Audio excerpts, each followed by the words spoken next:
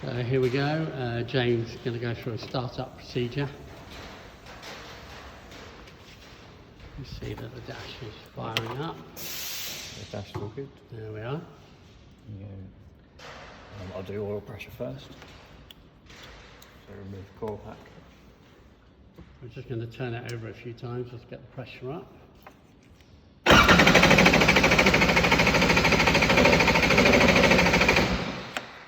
Okay, follow back on.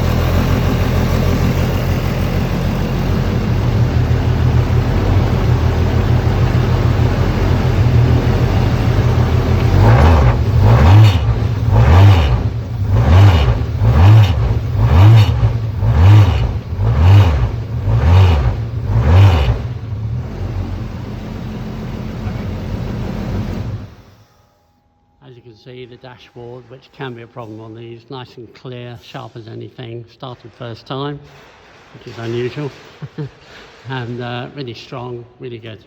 Thank you, James.